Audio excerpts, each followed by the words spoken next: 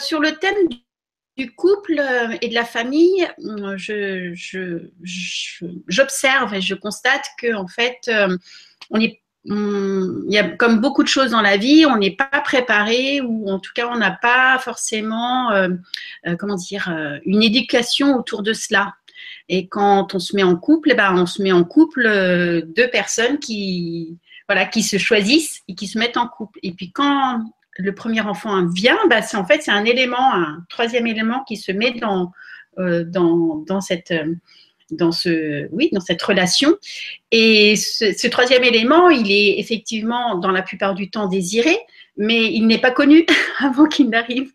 Et donc, en fait, rien que ça fait un changement. Et dans nos sociétés, il y a quand même plus de la moitié des couples qui se séparent dans les 2 premières années de l'arrivée de l'enfant. Donc, c'est signe qu'effectivement, ce changement est très puissant et que c'est très déstabilisant. Et que souvent, en fait, les adultes qui deviennent parents, puisqu'on devient parent à la naissance ou à l'arrivée de notre premier enfant, qu'il soit naturel ou pas,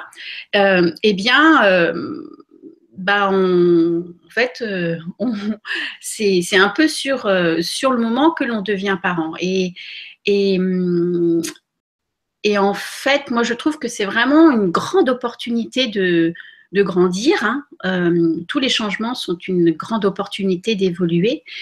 Et au sein d'un couple, ça peut effectivement, chacun de son côté, ça peut être et le couple en lui-même peut être lui-même mis à, enfin voilà, ça peut être inconfortable. Et ça, c'est à l'arrivée de l'enfant, mais après, il y a plein d'étapes dans la vie d'une famille qui fait qu'à chaque fois, c'est un peu comme plein de choses dans la vie, hein, d'ailleurs. On se dit, ah ok, j'ai trouvé, ouais, ça y est, on surfe sur la vague. Et puis à ce moment-là, il y a un truc qui vient et qui fait, ah bah non, en fait, il va falloir de nouveau se remettre sur le surf, de nouveau trouver un équilibre pour de nouveau surfer. Et ça, ces étapes-là, elles sont multiples et variées. Et ça peut être effectivement l'arrivée d'un deuxième enfant, ça peut être les questions que l'on se pose sur l'éducation que l'on veut donner à son enfant, la scolarité ou pas, la maladie ou même la mort, un décès. Ça peut être quand l'enfant grandit.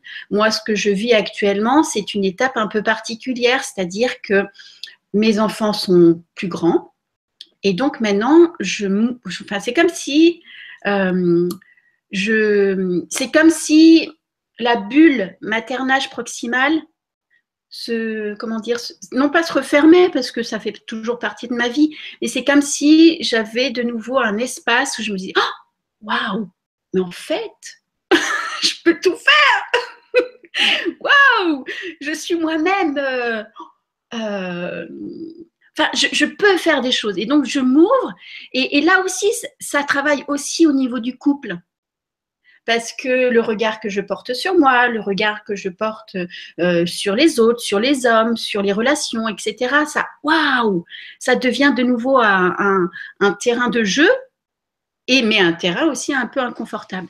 Et je vois à travers ce que j'ai vécu dans mon couple que chaque étape était vraiment une opportunité d'aller encore plus profond dans qu'est-ce qui est important pour moi, qu'est-ce qui est important pour toi. Et ce que j'ai beaucoup apprécié et ce que je communique souvent dans ma pratique auprès des parents, c'est d'aller creuser, parce qu'en fait, souvent, l'expression des besoins, elle peut être totalement, assez éloignée entre le papa et la maman, entre l'homme et la femme, enfin, entre les deux parents, quel que soit leur sexe, hein, d'ailleurs. Ça peut être très éloigné. Et la plupart du temps, quand on creuse, mais vraiment on cherche à creuser, hein, parce que souvent quand c'est éloigné, on se dit ouais, mais en fait tu comprends rien. Enfin, comme si la communication était un peu distante, parce que justement l'expression du besoin de l'autre nous heurte. ou en tout cas, on ne se sent pas non plus entendu dans l'expression de nos besoins à nous. Mais quand on prend vraiment l'effort d'aller creuser et de creuser et de creuser encore plus profondément pour voir c'est quoi le besoin qui est là en dessous, mais encore plus loin, c'est quoi, bah souvent les besoins, ils sont mais en fait, c'est les mêmes. Et donc, du coup, à partir du moment où on arrive à se retrouver dans un plan qui est vraiment beaucoup plus, comment dire, épuré, on peut de nouveau tricoter ensemble, chacun ayant une aiguille, et on tricote, on fait notre petit ouvrage ensemble.